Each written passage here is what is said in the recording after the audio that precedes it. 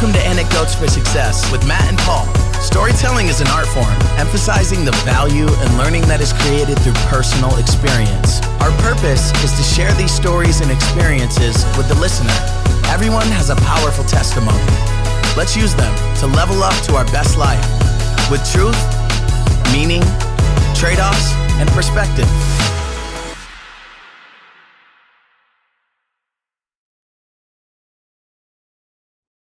Big shout out to Isaac Mather for the new podcast intro. You can check Isaac's music out on all socials or directly at isaacmathermusic.com. There we go. What's happening? All righty. Can y'all hear me and see me okay? Yes, sir. We all can. Yeah. Okay. All right, good. I was testing this out with a friend actually before I got on here, so we didn't have to go crazy with all the testing stuff. You How have you doing, Isaac? I'm doing fantastic. How are you? Good. It's nice to see you. Yes, nice to see you guys. Man. Well, let me back up. I see a lot. I see on my feed all the time, and you're you know what I mean? Like yeah, exactly, dude. I've been posting a lot, man. Well, it looks like you've been working, man. Yeah, I really have, man. There's been so many like crazy things that have happened. Like, when was the last podcast that we did? Was it 2.5? Was it 3 years? I felt like it was 3. It was a while ago. Well, you were our very first guest. Yep. Oh, was I? Yeah. So that was how many years ago, Paul? 3 years ago. Three. Jeez. But you came on a second time, so I'm guessing 2 years ago, probably. Yeah.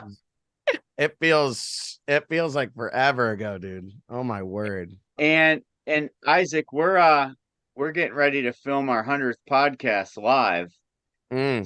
So maybe our 200th podcast has to be in Isaac's studio, Matt. Yeah, wouldn't that be something? That'd be crazy. I don't know if he'd know how to help us with the audio and music and media, but I don't know, man. We know. I don't know. That's really not my forte. Oh my Lord, dude. Well, yeah, your success has been annoying to me because every time I turn on Instagram and Facebook, there you are, Spotify. Like, can you tone it down a little? Yeah, I don't know, man. Dude, I'm like, that's crazy you say that because I'm looking at other people out here like, dang, like I need to get where you are because like, man, you know. Well, that's the healthy way to look at it, right? Like, yeah, I guess. You know, I think it is. I think what happens is then you turn around one day, Isaac, and you go, I've come how far? Because you're so focused on exactly. On those goals and that drive and that ambition and exactly. I'm a big believer in looking ahead. There's some value to looking behind times and such, of course, but man, I'm telling you, yeah, I think value looking behind it, yeah. But having those people to chase is good too. Roses. Yeah, exactly. I mean, I definitely, it's one of those things where it's like, comparison can be dangerous, but like, I think never settling is definitely, where we should all be, just because of like, you settle and get too comfortable and then you don't grow, So couldn't have said it better myself, my friend. That's exactly right. Comfort's a killer. Comfort will. It is. The comforts stopped more people, whether it's growth, whether it's the continued success. Comfort stopped more people in their tracks than anything else, and it's not even close. Yep. Yeah. Exactly. I'm telling you, man, it's dangerous, seriously. But it's always good to like look back and not dwell on past mistakes, but like learn. But then also smell the roses and be able to stop. Because that's one thing for me. I'm always go. I'm like, I don't want to stop. I'm not stopping. I'm not letting anything get in my way. And then it's like, I need to stop and cool down for like 5 seconds and like be like, all right, like see all that God has done in your life and be thankful and grateful. Because sometimes if I don't, I can be like so looking ahead so far that I forget everything that's going on right now that I need to go through to even get to where I want to go. You know what I mean? So, I do. but That's huge. You have a lot of perspective for someone your age, because that's usually something just us old people have. hey, you can't be calling yourself old. Oh my goodness. Just remember, 50 is the new 30. Hey, did I ever Exactly. tell you? Did I ever tell you the story when Allie was on a bus trip to a college softball game? Oh my word, yes. I think my mom told me about that story. Did you hear that, Matt? Yeah, you did. You mentioned it to me at Yeah. one point. I thought that was awesome. I'll No, give the tell it. short. Tell I'll it. Yeah, give the short version. Yeah. We, I sent you. I'm terrible at remembering stories, but I think at the bottom line at the end of the day, your your name came up, and Allie was telling somebody on the bus how you were related to her, and she's like, "Oh my gosh, we listened to all his music." So she had some Unbelievable. teammates that listened to your stuff all the time, and she didn't even realize. Unbelievable. And do you find that hard? Like, so to segue into that, like yeah. sometimes do you even really know your reach? I mean, I know social media can give you analytics and then give Yeah. you users and downloads, but do you ever really know? That's definitely like one of those things that's really difficult to grasp because okay. So I have friends that are doing multiple million streams on one platform alone in a day. Like millions of people are listening to them.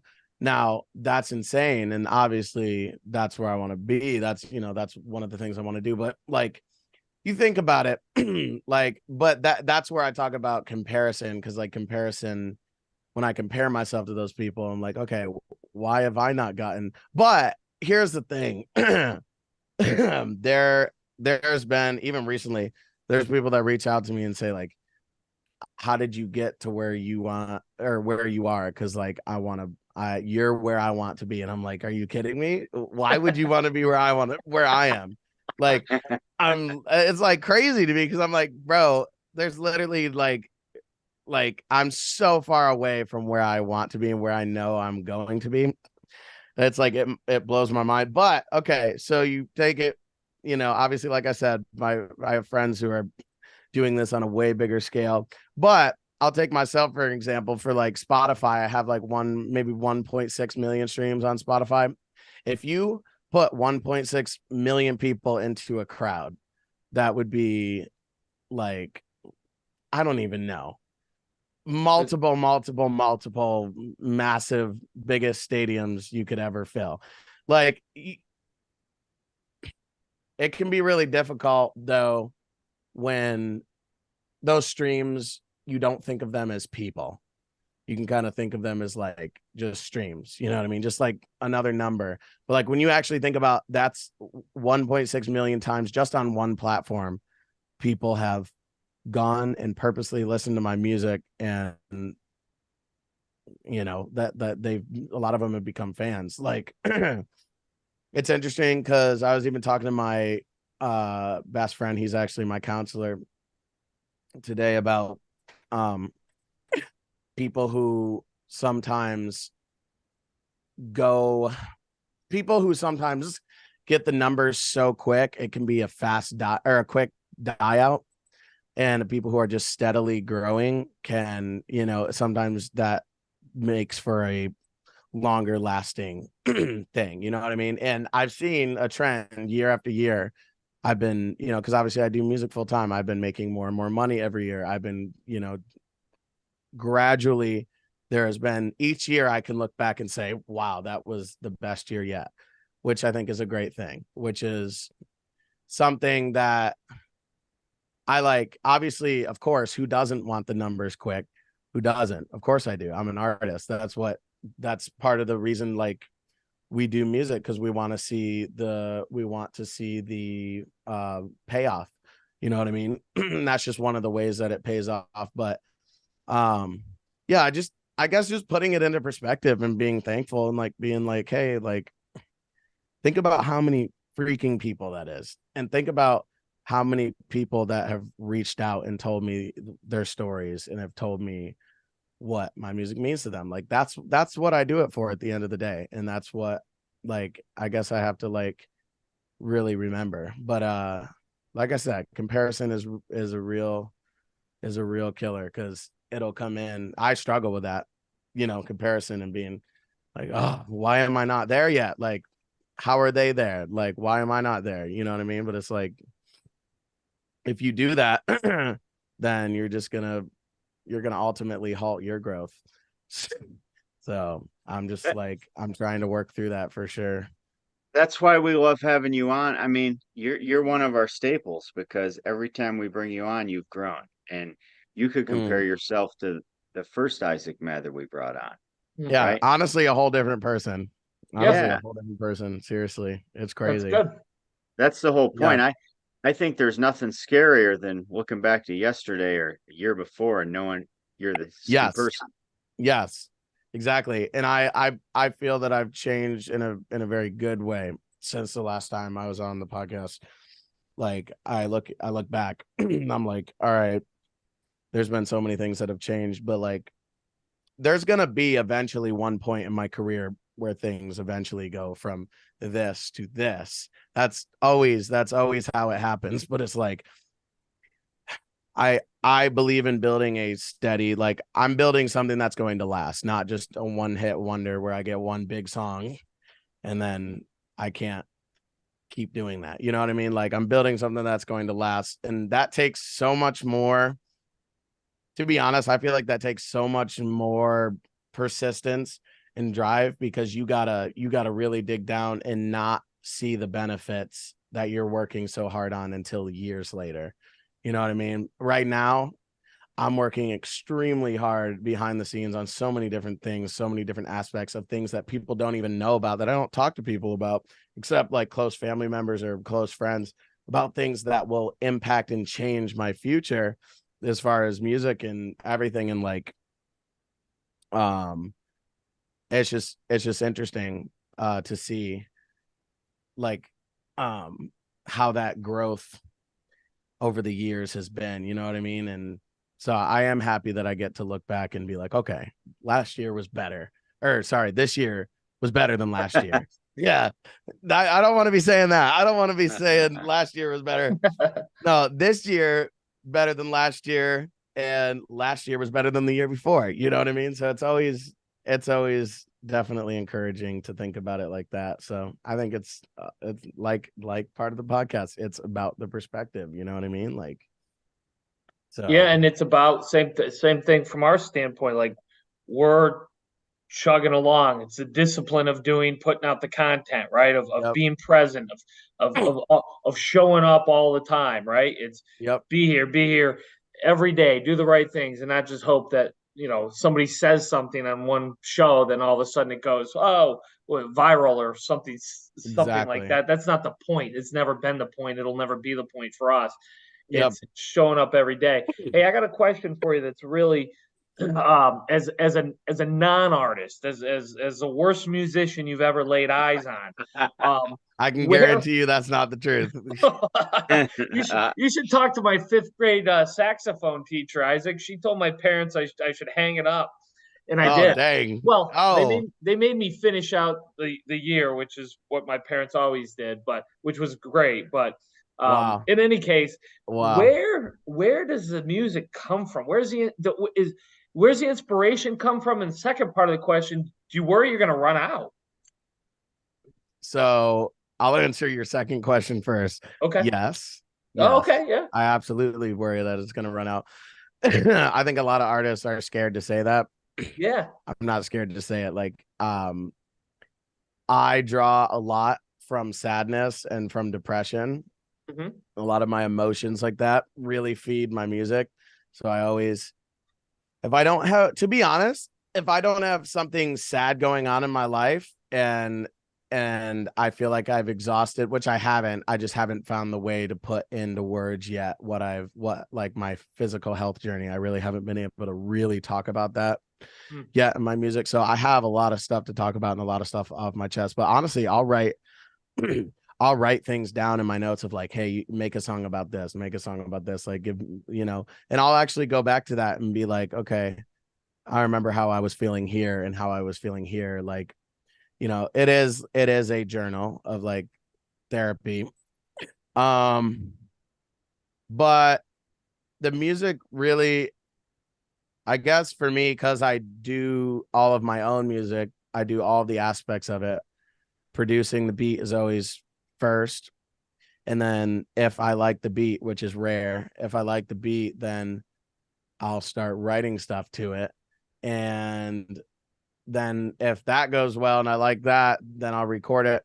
And it kind of goes from there. But it's always, I don't know, like I guess I haven't gotten to the point yet where I can just write about like anything. Like I can write about most anything, but like I guess what I'm trying to say is really, really like emotions really heavily influence me with music. So if I'm like, I've gone through something devastating and blah, blah, blah, it always, emotions are very key in music for me. I think it's also because when I was a kid, that's what it evoked in me was emotions. Listening listening to songs brought out so much emotion in me, and that's what kind of flows from me when I write and when I make music. It's always when you know when that. when you that's all interesting when you are doing your videos, and I've seen a number of them. You seem very Mhm. emotional in them.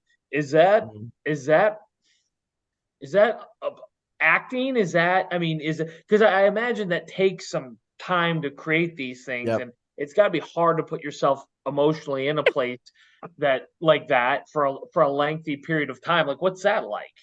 Well, I would tell anybody that I think being an artist is a good majority of also being a good actor, because um it's not that I'm faking my emotions when I'm like in a music video or something. I genuinely like go to that place, but I can snap out of that really easily, like quick, back and forth.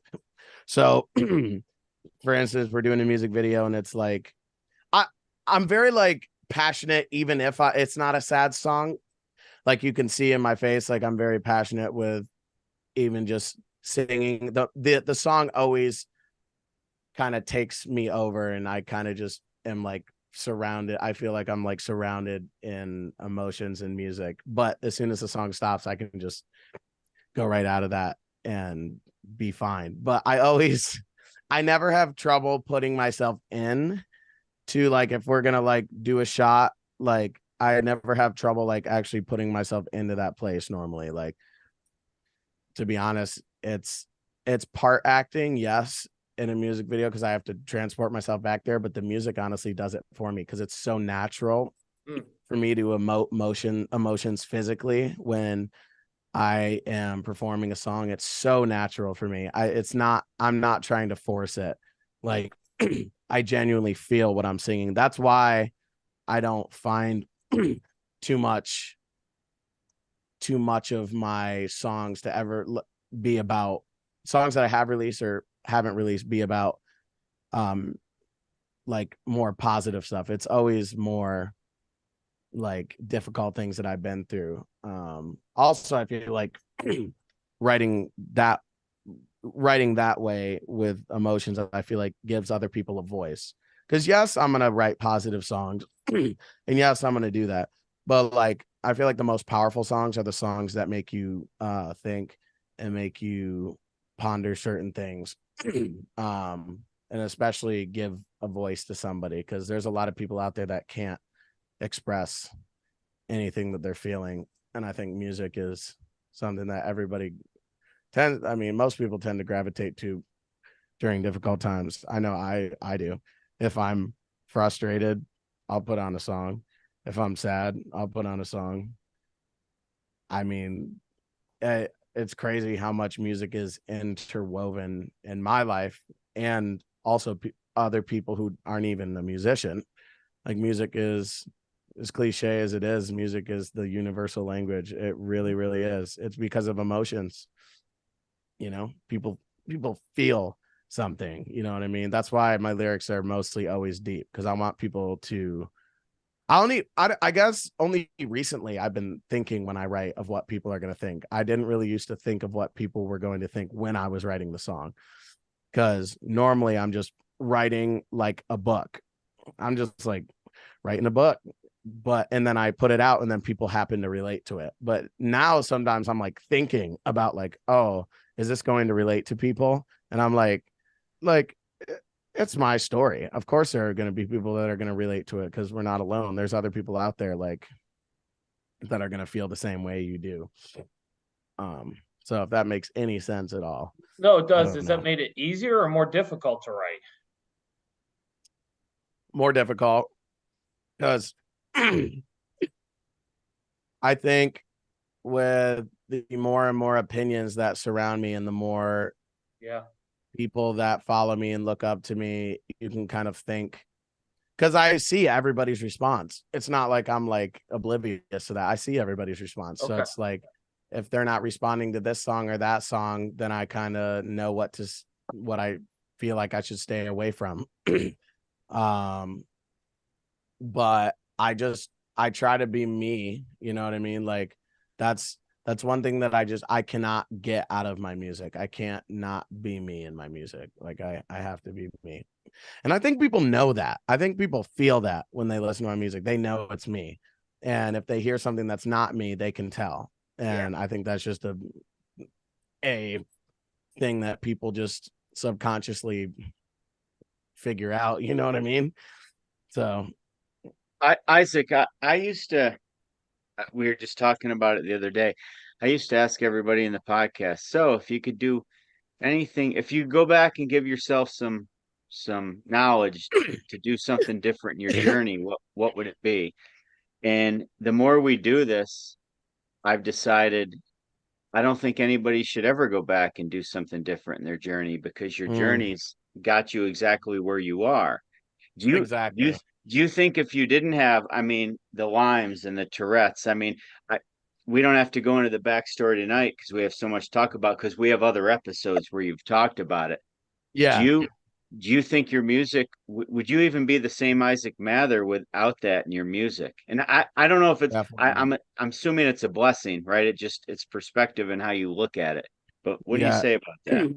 Yeah, it all is perspective. I will say, I'll use this for an example. My song Bury Myself has become an anthem for so many people in the Tourette's community. It's gone viral in the Tourette's community, and it's gone viral outside of that also multiple times. And the responses from it are insane. Just seeing like parents sending me videos of their kids with tics, and when they listen to the song, they'll like videotape their children listening to the song, and the kids like don't have any tics while they're listening to it. It like stops, and it's like this magical thing that I get to see and experience. And that when I see that I don't think there's anything that puts the fire in me more to keep doing this than seeing people be touched and moved by it. Like seriously, like everything drives me, and I'm very driven. I'm a very, very driven person, but like when I see that the music is helping people and it's genuinely helping people, and I see the responses, I'm like, wow, like that really is the biggest motivator for me. Like there's so many people who have said this song has given them a voice, they blah blah blah. Like I'm like, okay, wow, I wrote this song strictly for me, just because I needed to get off my chest, and then I put it out, and then boom, here's all these people that after, like, it took a while for it to actually, like, people always responded to it really well, but it took a while for it to actually really do its thing in the Tourette's community and really become what it has been. And it's really crazy to see. And that's the people who have reached out to me are only the people who have said something, like, not out of a way of like, oh, I'm sure I'm impacting so many more lives, but like, to be frank, I feel like there are much more people out there who the music has impacted that they won't ever say anything, and I'll never know. You know what I mean? Sure. So It's it's just interesting to think about it like that. So yes, I feel like, to answer your question, I feel like I know, I don't feel like I know if I didn't go through what I've gone through, my music would not be the same. I actually, when I was in 8th grade, I started like really writing, and I was like wanting to be a rapper at that time, and honestly was like writing about the dumbest things because I hadn't had any perspective or growth in life. I had gone through bad things, but like I was a kid. Like most kids don't. That's okay. You're supposed to be growing up and be innocent.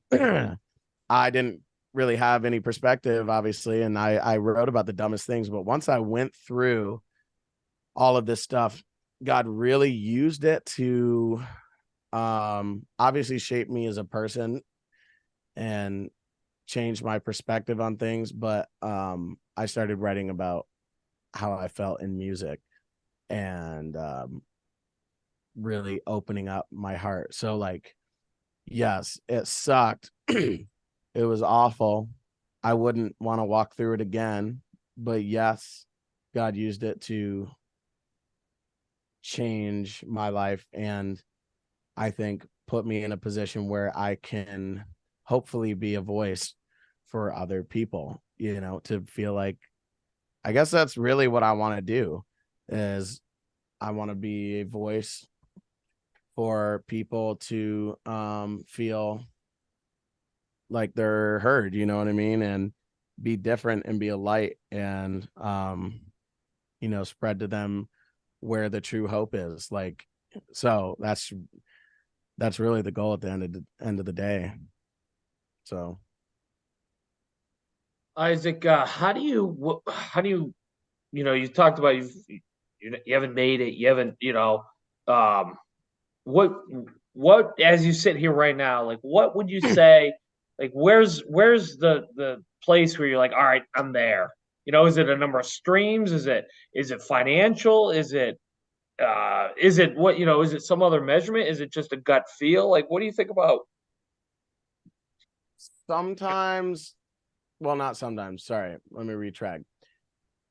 I've learned, honestly, quite recently, that success is so subjective, like so subjective. I used to think that a certain thing was success, a certain this number, this blah blah blah, this is success. That's not the truth. Like, I have my own definition of success, and that's changed a lot. I Other people, like, it's interesting because, like, in the world's eyes, like, fame and money is the only definition of success. And to be honest, like, I have struggled with that for sure, of like being like, okay, that's what success is. I've had to really, really, really, really, really like work on myself as far as that, because what I'm doing right now is success. It's just not where I want to be. You know what I mean? um, as far as like where I want to be, there's so many different areas and avenues, but I mean, this is just scratching the surface. But obviously touring full time, Okay. being I don't know, I'm very involved in a thing called sync licensing right now, which is getting your movies or getting your music on movies and TV shows and commercials and video games and stuff. And that's like a really great way to make money in music, which is kind of an untapped market. A lot of people don't do it. So I've been very deep in that right now. And, going farther in that, like, there's so many different avenues. It would take me a year to explain of just how many avenues, like, as far as artistry, there is a specific like point where I don't think there will ever, I don't know. Because I hear so many artists who I've looked up to who are where I want to be, and they say, yeah, I had it all. I had everything, and I was the most depressed. And I'm like, holy cow, that's crazy. Like they had the number ones, they had everything, but they were the most depressed. So I've tried to take that and tried to learn from that and be like, okay, I need to enjoy my journey. Because a lot of the time, being honest, a lot of the time I skip over what I'm doing right now, the journey right now. I don't want to be on this journey. I just want to go to where I want to go. I just want to be there. Why can't I just be there? I want to be there. But I really have been working on myself, and it's a struggle to this day, but I am working on myself of like, enjoy the journey and enjoy the process, because you're not going to get to where you want to go if you don't go through that process. Everybody else did. Overnight success is not a thing. There's a guy that I follow that says his slogan is overnight success is 10 years in the making. And I'm like, so true. I love it. Especially in music or like your own business, because like you can be working for 5-10 years, not see any results until, you know what I mean? So I've definitely seen, like, there's been a lot of payoff, like, in the past couple of years with what I've been doing. Like, it's been really good. But like I said, I'm not where I want to be yet, but I think I got to be careful with that, because I think even when I do get to where I want to go, and when I am on the road for 8 months out of the year and touring all around the world, I think that I'll even say probably there, I'll probably be like, oh, well, I want to do this and I want to do this. Yeah. There's always what's next? What's next? Yeah. Like, what's the next thing? It's never good enough. You know what I mean? So that's why having my foundation like planted in Jesus is like been really, really, really big for me. And that is, and having a strong family. I have an extremely strong family around me and support group around me. Like, I think why a lot of artists you see get famous and then they go off the rails and do all this different stuff is because they don't have a grounding. They don't have a foundation. I've had a foundation built it's very cemented and concrete in my life. So when I do get to that level of success, what do I have to fall back on? Because people are fickle.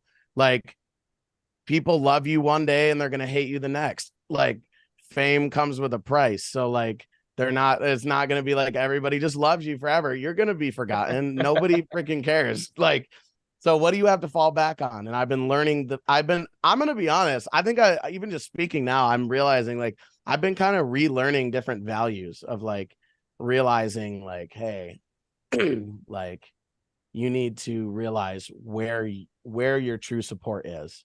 Like, in God's eyes, that's what matters. And your family, that's what matters. And your close friends around you, that's what matters. The other people are just icing on the cake. Like, let's just be real. So yeah. Isaac, your perspective in the process and in the journey. I mean, Matt and I talk all the time. Happiness is not a destination. Happiness is like really enjoying what you're doing. So someday when you are touring for 8 months or 9 months, understanding that's not the destination. The destination is to keep plugging forward and do what you're doing. That said, I want to touch base on something else. Do you still have haters? I know in the past you've talked about people say, "Come on, man, what's? Am I saying it right?" They say, "What's with the ticks, man? Come on." Oh, like, yeah. Well, when I was doing when I was posting a lot about my Tourette's and kind of, I was really turning my lemons into lemonade, basically. And there's obviously, it's anything on anything in social media. There are so many people that just they have no filter. Also, they have no life, because they also don't. They literally, I guarantee you, they're freaking people behind their phones sitting on their toilet and they got nothing to do. They got nothing to do. I think you described them. I think we have the same ones. Yeah. Exactly, because it's like, so I did convocation recently at Liberty again. Liberty University is in front of 13,000 people. And I came out. I have all bleached hair. I'm completely like, have all like white hair. I'm wearing all black.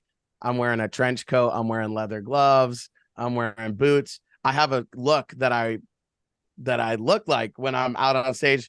And people like, there's this one lady in the comment section that I found out after. There's these people going ham on me. There's this one lady, she was like, he looks satanic. And I was like, that was like the first time I was ever called satanic. And I was like, excuse me, because I'm wearing all black. Is that why? I was like, there's no way. But and there's been a lot more actually, but I'm also glad that has happened, because I think when you cause controversy, that's good, I think, because for me, I'd rather go out there and be the most different person in the room and be the one that, it's like in a field full of black cars, there's a big bright pink car in the middle. I'm gonna be honest, even just having Tourette's, that's how I feel when I'm out in public. I'm the one that is the most different out of everybody. I don't feel like I ever blend in. So I've accepted that fully. So when I go out on stage, I don't want to fit in. I don't want to be, oh, here's this nice dude with a nice haircut and looks like a nice, I don't care. Like I'm going to look the way that I want to look when I go out on stage. And if people say what they're going to say, they're going to say it. And I'm like, I actually like came to accept that. And I'm like, I am glad that they said that, because I would rather be different than fit in and nobody say anything. Like when you cause controversy, like I'm just, that's the type of person I am. I've always been the type of person, and it's gotten me in trouble a ton in my life, but I am the type of person who goes against the grain. Like somebody says one thing, I go the other way. I've always been that type of person. That's just how it is. I go the opposite. You heard it. Pink trench coat next time. He said in a field of black cars. So I'm waiting for the video where you're in a pink trench coat and pink hair. Not even gonna lie. I would do it. Well, you said it. You kind of have to now. I know. This is I'm talking about the pink car. I gotta correlate that. Isaac, you glazed over something that I want to hear about. You said you're on stage in front of 13,000 people. Yeah. I mean that's kind of a big deal. Why don't you tell us about that? Yeah, that also, before I talk about that, I will say there are people around me that are doing way bigger numbers than me, but have never done anything like that. Mm-hmm. So I will say, even though I look at them, other people that are like around me that I've seen do things on other areas that are bigger than what I'm doing, I've also done things that are bigger than they have done. And I'm sure that people have looked at that and been like, wow, I want to do that. You know what I mean? Yeah. So it's always a comparison thing. It's always a comparison thing. And I'm trying to really cut that out. But to your question, yeah, that was crazy. So that was my second time doing that. And it just was like, it was honestly, they reached out to me and they were like, I mean, this is like, so they're at Liberty, you know, they were bringing out their like one of the biggest connections they have, which is Toby Mac, and they brought him out that day. And they actually reached out to me like a couple weeks before and were like, hey, Toby Mac is coming this day. We think you'd be an incredible fit for the day. Would you come and open up the stage? I was like, absolutely. Like they're actually like, you got to reply by like the deadline that you got to reply is like within a couple of days. I was like, within the hour. I replied. I was like, absolutely. So I did it, but it just shows me that God has something big planned. I know he does, because this is also something I've learned too, which is I think a good perspective of like the biggest artists that I look up to right now and where I want to be, some of the biggest artists in the world at this level of their career, like where I'm at right now, when they were where I was at, they didn't have the opportunity. Even if it was opening, I don't care if it was opening, like that's still great. Like they weren't able to open in front of 13,000 people twice in front of in an arena. They didn't do that. You know what I mean? Like that's not normal.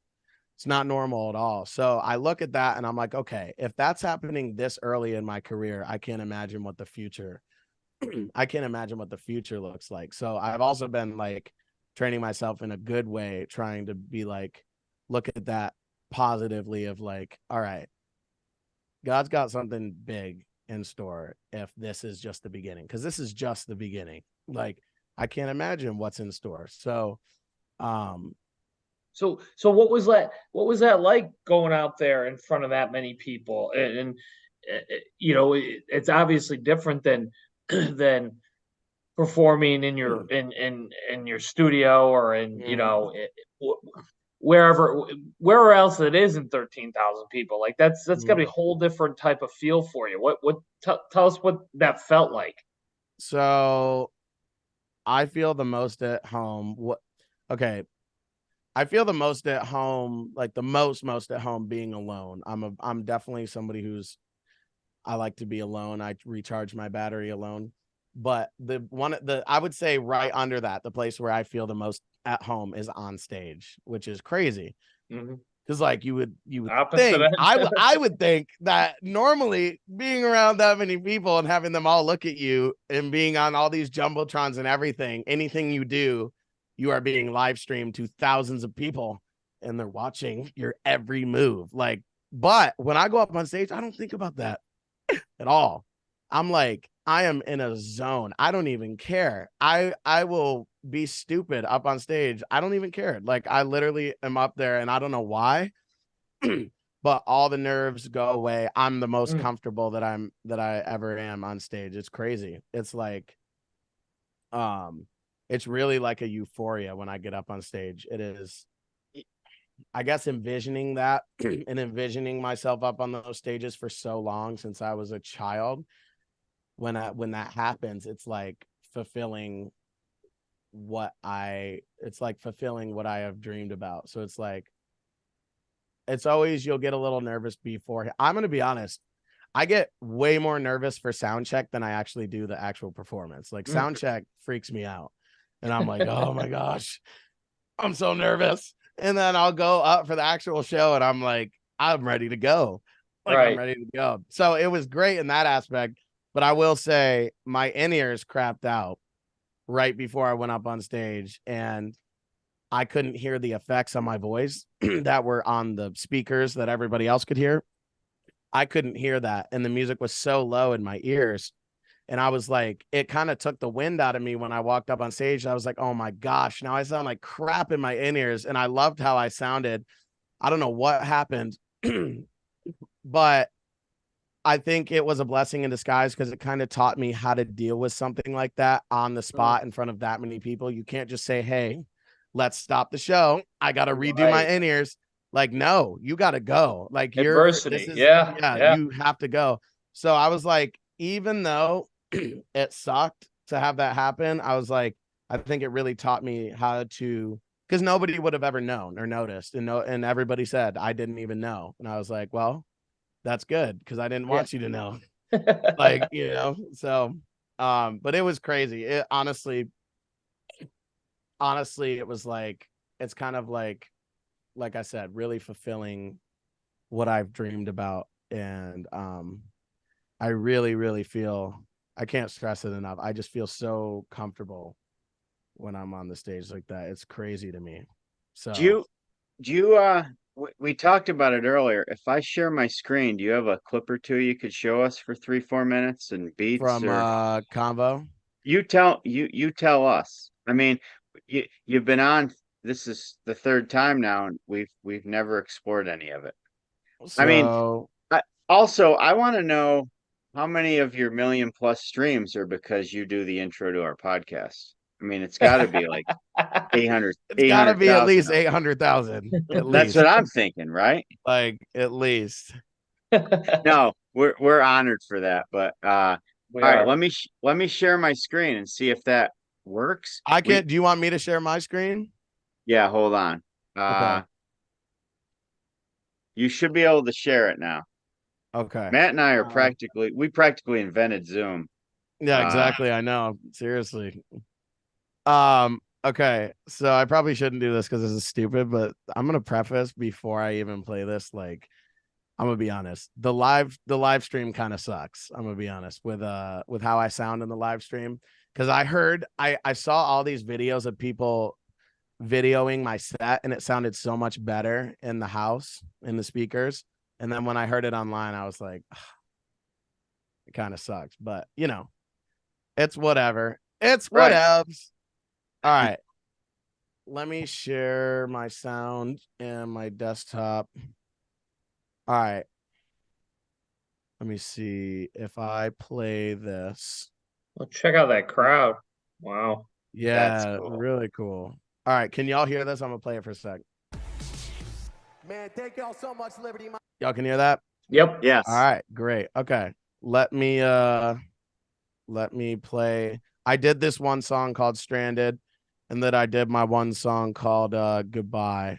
So I'll play my song Goodbye here for you. You don't look very satanic there. I know. I was like, I'd understand if I had like, satanic clothes on or something, but all black clothes, really? Come on. No Really? horns, No, exactly. Exactly. My name is Isaac Mather. I'm so excited to be here with you guys today. This is my new song called Goodbye.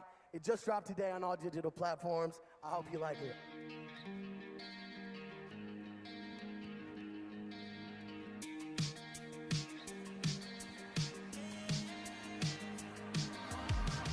You and me really never got along, so I did it all on my own, and I realized you ain't no good for me, ain't no good for you. Stay up fighting through the night in the middle of June. I wish that we make it through. I wish that you loved me too. Lied to my face and told me everything that I didn't do. Got so many things to say. I wish I had a little more time, but it's hey, goodbye, goodbye, goodbye, goodbye. Hey, goodbye, goodbye, goodbye. Hey, yeah. Last time wasn't the last time that I knew better, but I kept on fighting. It's sad, but I gave up trying. I think it's always saying goodbye over and over again. You've been stuck in my head, was it full in the end?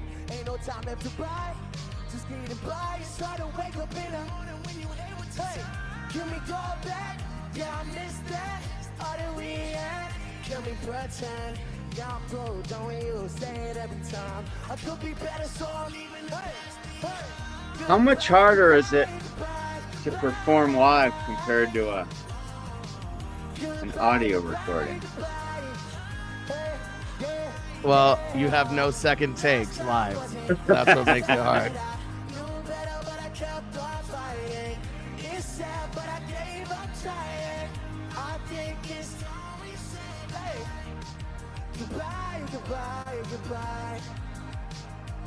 The crowd's amazing. Yeah, it's crazy. Are they loud when you sing? Yes, they were. It literally drowns out everything in the live stream. It's crazy. Like they it was like definitely way louder in the videos of people actually in the crowd, because on the live stream it like cut everything out, and I was like, dang, that sucks, because it was loud and it was really fun and people were dancing.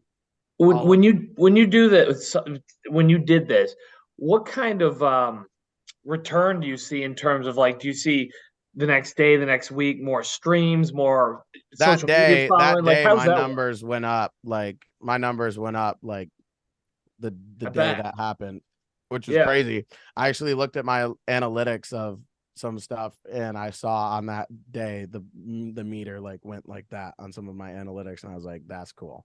Yeah. So that's why I think, like, that's why I'm trying to do so much more shows, because of it's a good old fashioned way to promote yourself. Is Sure. do shows, because people are going to find you there and become fans there. Not everybody is going to like you there, obviously, but like there are going to be people who like you and want to follow, and you're going to keep growing that more and more. You know what I mean? So the last time the last time I did combo was the same thing. And obviously with the room that big, I mean, obviously there's going to be people in there who are going to go stream the stuff, and they do. And, you know, I can see the numbers on the back end of like what day numbers were, you know, there's always like a consistent, but like I can see when it peaks, and it was interesting to see of like, this is cool. Yeah, I was wondering that. Since the moment I saw that, knew that you'd performed, and I knew it was a big show, that I was been curious to ask you that question. Yeah. So I'm not surprised, but I was just curious. Yeah, I would think as big as social media is, and everybody gets used to that form of growth, there's an emotion people have when they see somebody live. Exactly. Like you said, there's an emotion when you sing. There's an emotion when you communicate with anybody live, or talk to anybody live, or have a meeting with somebody live. It's different. It's a stronger connection than social media. Hey, I have a question I've been wanting to ask the whole time. When you mentioned earlier your song Bury Myself, right? Mm-hmm. You said people'd sing it and there's no ticks. Is there a science behind it, or a therapy behind when you sing? There's no recollection of anything being wrong. I know, Like, right? Is that just because, or is there a Crazy. science? Does anybody know? I would think that's therapeutic. It is. That's part of the reason why I like being on stage so much, just because of like being able to escape that kind of. Now, I'm not on stage up there like, oh, this feels so amazing that I have no ticks right now. I'm not just up there like thinking that, because I'm so in the zone. Like I'm thinking about nothing except performing. That's it. And that's crazy because my brain is so overactive, and I'm like overthinking everything all the time, every second. But like when I'm up there, it just all silences. That's why I like it so much. Yeah. But I think it's a pretty normal thing with people who have Tourette's. Normally they subside or go away completely when they're that focused. I don't normally find that I'm like, if I'm in the studio and working, that they go away that often. Like it's normally when I perform. I think it's a subconscious thing. Cause I think also people with stutters, it tends to go away when they, you know, are on the air, on TV, or like a news reporter with a stutter, like it'll go away on TV. I've heard of that. So I think it's a scientifically like proven thing, but I don't know if there's any like they know why, because I've like there's no like cure for Tourette's or like specific thing you can do. For me, I found certain things that help, but there's never been anything that just like has taken it away.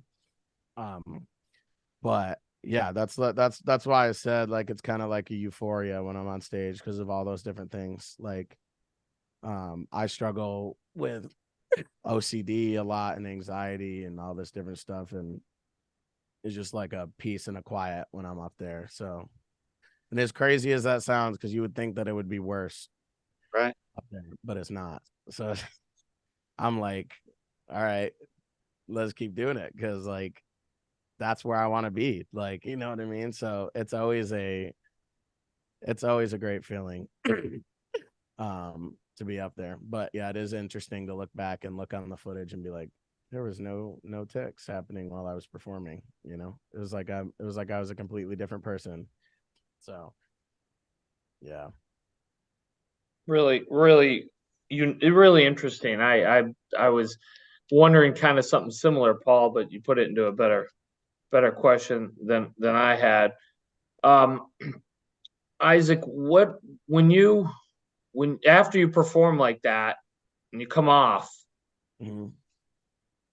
Is it I want to do more of this, the touring thing? Is it the video? You know, I know like where's the passion lies? Is it where's the the meaningfulness mostly? Is it connecting with people, and is that better through?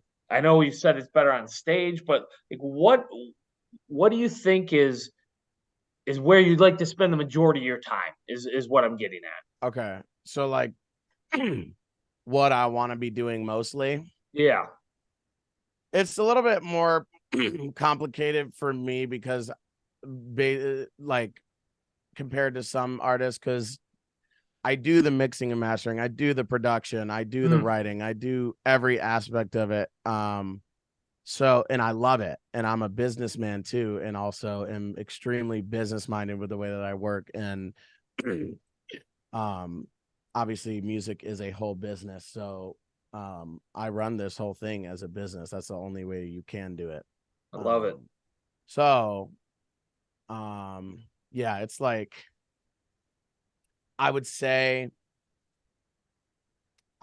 probably there's no like specific thing that I'm like, okay, I just want to be a full-time artist or I just want to be a full-time producer. Because people ask me that, and I'm like, I never want to just stop with one thing. Because for me, I like to be doing multiple things at once in multiple hands in multiple different areas. But I would say I want to be doing a lot of shows for sure with touring and doing that. That's one thing that I want to do a lot. But I definitely know that while I'm on the road, I'm going to be doing business and I'm going to be doing production for other people. I'm going to be doing this, that on the road while I'm also doing shows. So, but I would say probably where I definitely envision myself is definitely, you know, being on the road a lot. I like being very busy. That's like the thing. I love being busy and doing things. Also, it's weird, but it's also kind of an escape for me being busy, because when you have too much idle time with somebody like me who overthinks and has anxiety and OCD, I'm like a mess. When I have too much idle time, I'm like, I got to do something, like, you know what I mean? So I always like being busy because it keeps me distracted and it keeps me on my feet. But I would say probably being on the road is where I would like to spend a lot of my time. And I mean, most big artists, if they choose to want to do tour, that's, I mean, where they are a lot of months out of the year. And I know it's going to be difficult and come with its trials, but yeah, but I want to be doing obviously everything else that I'm doing now while I'm on the road too. So that's kind of a two-sided answer, but yeah. We love your journey. You were our very first guest. Now this is episode 95 as we're closing in on 100. That's crazy. We've got the famous Isaac Mather that does our intro song, right? Not famous yet, but you know, I did the intro. Well, Matt and I have to do better then, because I mean, since you're our intro, I mean, you should pretty much be viral right now. So that's on Matt and I to get exactly better. Come on, guys, what are you doing here? What are you doing? So I laugh as we record this. It's closing in on 10 at night, and Matt and I are winding down.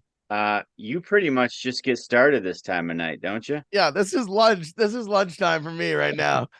About to go out and grab some lunch for myself. I'm not even kidding. I will literally bake a frozen pizza in the oven at 3 a.m.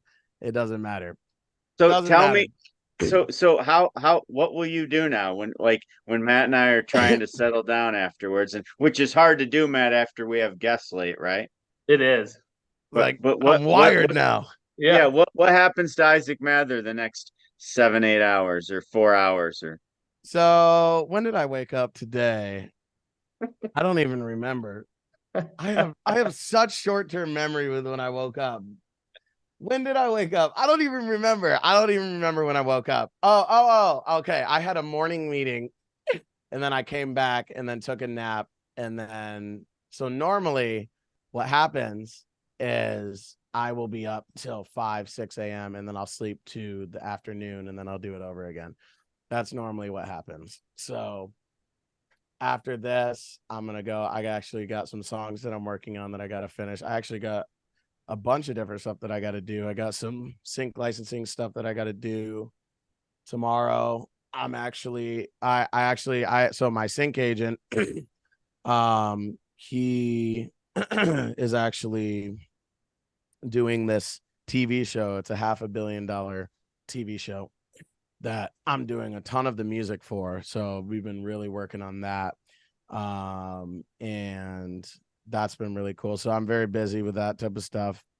And yeah, obviously, there's so many business aspect sides of things, and also production for clients and mixing and mastering for clients. And then I try to, incorporate having some time where I can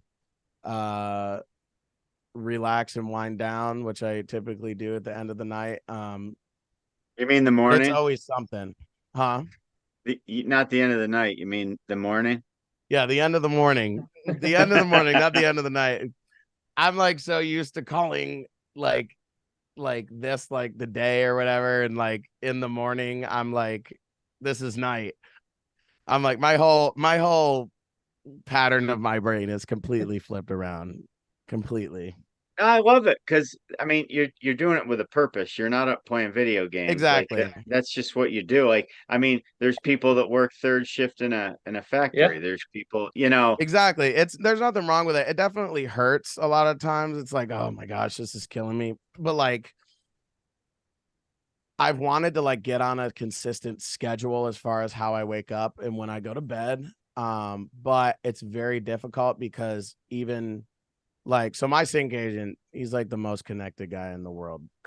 Insane. He's crazy. Amazing guy.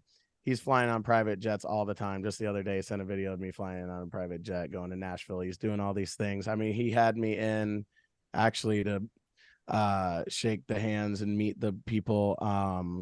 One of the guys that VP of the Grammys, and the guy for RIAA, which is like all the platinum and diamond records for all the big artists. Anyways, he had me in to meet those guys, so he's providing a ton of opportunities for me. But anyways, needless to say, there'll be a lot of times where like we'll work till 5 a.m. at his house or somewhere else, or I mean, even just a couple weeks ago, we were like, it was 12 a.m. and he was like, do you want to work? And I was like, sure.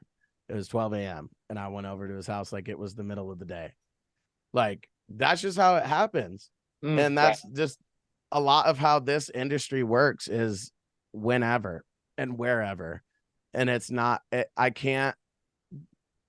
Also, I don't have a once a month, I know exactly to the penny how much I'm making. I make a consistent amount, but I don't, like, I have to work for my money. Like, I have to work like my life depends on it, because it does. So you have to produce value, right? All the time. Exactly. You constantly have to produce something other people value, or you don't get paid. It's not like a job where you can, you got vacation time, just go in and punch the clock and sit around and don't do anything. Every moment is valuable. Like, right. Isaac, I love that more than almost anything. The fact that it's like you get paid on production, and some people might find that really terrifying, but man, do you have upside that other people can't even dream of. It is scary. It is scary. Yeah, it's gotta be. But I am proud to say that I have not worked like a regular job, what people would consider regular. That's something that I didn't want to do. And that's okay if you want to do that. There's nothing wrong with that. Nope. But right. That's something that I just personally didn't want to do. And I'm proud that I haven't. You know what I mean? And I'm either editing videos, I'm either doing business, I'm either calculating this, I'm either making money to do this, I'm promoting this, I'm working with this person, shaking hands with this person, meeting this. There are so many different aspects. If I could just take 20 minutes and write down a list, I could give you a list of like 50 different things that go on during a week. Like, there's so many different aspects of things that I have my hands in. So if I'm doing something and I'm busier on one day, but I need to make money, then maybe I'll be working later the next day. So it's never like Okay, I work 9 to 5. That's why they're called 9 to 5, because they're 9 to 5. It's never a 9 to 5. It could be a 3 in the afternoon till 6 in the morning. It could be 5 at night to 12 at night. Who knows? You know what I mean? So it could be scary, but I mean, I'm gonna be honest. I do like it, because it's like it kind of keeps you on your toes. Honestly, it does. I don't want I don't want to just get by. I don't want to get by. I don't want to just get by. I'm putting myself in a position where in the future that it's not going to be that way. Well, to go back what we're talking about at the beginning, comfort's a killer. You're not, you can't be comfortable, and you want to talk about growth.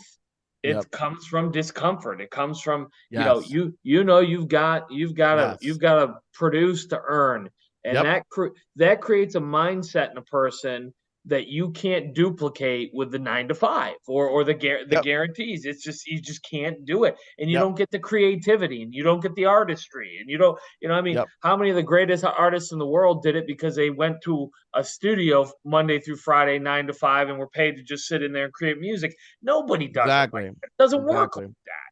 It works the way you're doing it, and there's a reason behind that. It's DIY, baby.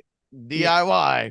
DIY, exactly. And there are days that it sucks so bad, but there are days where it pays off so much, and I'm like, holy cow.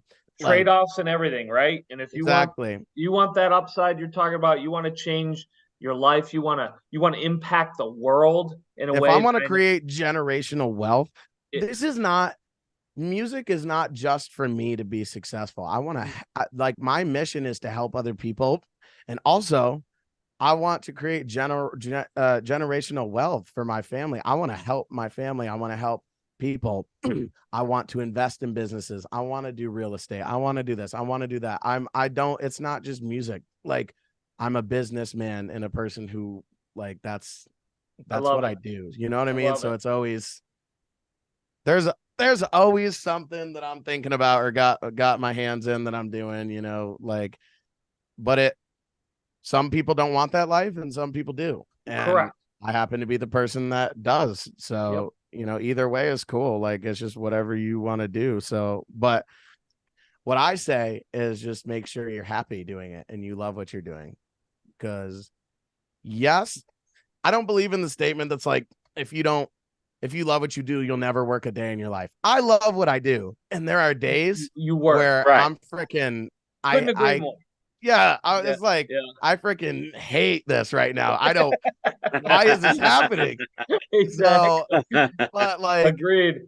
Yeah, you just gotta you gotta stop and realize, like, if you're doing what you love and you're making a living off of it, you gotta realize how privileged you are, because most people, and that's okay, as there's not, like I said, there's nothing wrong with that, but most people are working to just get by. And that can be really, really difficult. And that's just something that I personally don't want to do. So if you want to live a different type of life, you got to be willing to pay the price. Like, I know where I want to go and I know the price I have to pay for that. And I'm willing to do it. You know what I mean? I think that's why so many artists, I was listening to the guy from RIAA the other day. He's like one of the most high up in the whole entire music industry over like every big artist. Guy is crazy. Talking about, how much work ethic and drive is needed to do this. And I was like, that's exactly right, because there are so many artists that I think the reason why they fail, I mean, there is literally 100,000 songs being released per day. Wow. Per day, 100,000 songs. Now, 90% of those songs have 0 streams because artists don't know how to promote themselves. So even though I'm tiny, having 1.6 million streams is already in the top 10% of the world. So you got to look at it that way. But it's like these artists out here think they want it, but they don't want it bad enough. They don't want it bad enough. You got to want it bad enough Like, how bad do you want it? You got to do it. Like, you got to be willing to go through the pain. Do you know how many like things I've sacrificed to even get where I am? And I don't even want to be here. I want to be farther. Do you know how much I've sacrificed to be here? Like, a lot of artists don't, I'm not trying to slam other artists, but like there's so many artists, you don't have the fundamentals of drive and hard work and being consistent. I think that's what in any industry carries you to success, is being hard work driven and being consistent and having discipline. I think that's what's going to get you to success eventually within any career. It's not just music, but yeah, 100,000 songs being released a day, and consistency and discipline. You first of all, you guys are both killing me. I take these notes and I don't know the name of the podcast till it's done, and I've changed the title about 15 times tonight because he's changing the title during the podcast. Oh, this is a good no. name. Yeah, I don't know the bio, or I don't know what I'm gonna write till afterwards, but it just keeps. I'm like, all right. That looks like some hieroglyphics right there. Well, it's polyglyphics. It's close. There we go. Yep. But hey, it's so cool. Next time we have you on, you're going to be on the flip side of 100 for us, and then you'll be on 200, 300. Exactly. Someday, I mean, Matt and I joke about this stuff, but we're always serious. We'll get down to Virginia. I want to be in that studio of yours. Yeah. Let's do it. I want the lights flashing. Matt and I want to be in a video, actually. Yeah, backup. We need backup dancers. Maybe there's a video where there's just two old guys podcasting in the corner or something. Who knows? Honestly, with the ideas that me and my team come up with these videos, you never know, because we have used so many different actors and so many different people to just play different parts. Like there'll probably be an opening in the future. I would absolutely. Well, if you need a resume, I mean, you've got almost 3 hours of podcast time now, so I think you know exactly. I'm telling you. All right, man. Isaac, keep doing great things. Lastly. Tell the viewers where they can find you. I mean, it's in the beginning of every podcast, but we might as well end it with Isaac. We're gonna slam it. We're gonna put it in again.